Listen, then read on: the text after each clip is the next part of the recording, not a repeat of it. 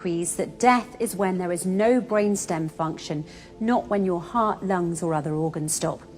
To start, let's take a look at something that has been the stuff of nightmares and horror films for decades. It's the story of some poor soul who, for whatever reason, has been declared dead and buried 6 feet under, but they're still alive. Now, if you think this story can only happen in a horror movie, you'd be dead wrong, pun intended. One look at recent stories right from the news proves it. A woman who gave birth 3 months after she was pronounced dead, another who was still alive when she was put into a body bag in the morgue and subsequently froze to death. Why do these horrific cases exist? Because of this alarming fact, there are no universal guidelines for doctors when it comes to declaring a person dead. Yes, you heard that correctly.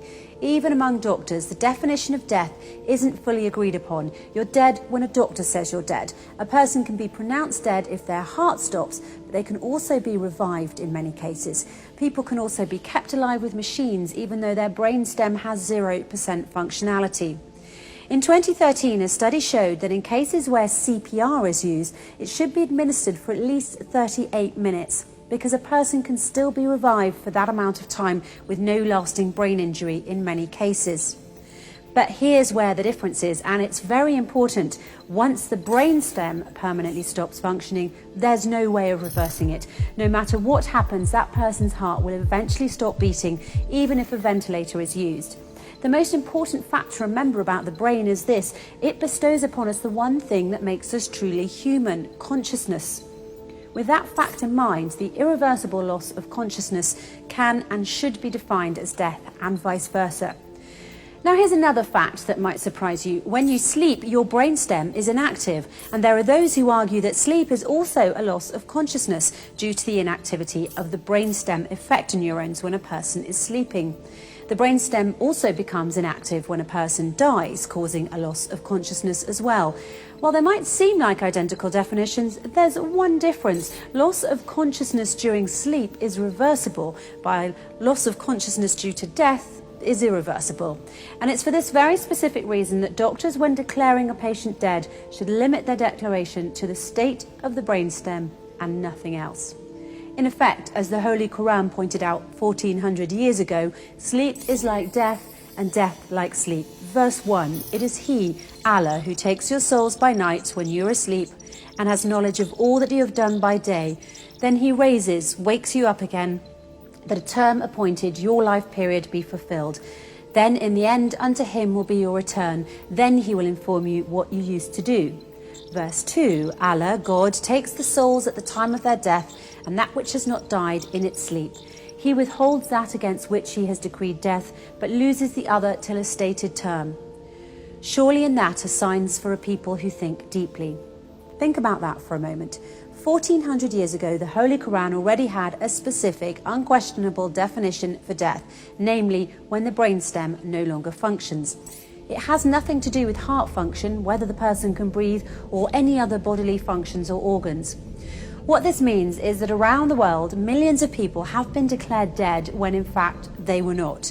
That is why, in the interests of human rights, Muslims believe that doctors should only consider a patient dead if their brainstem has completely stopped working.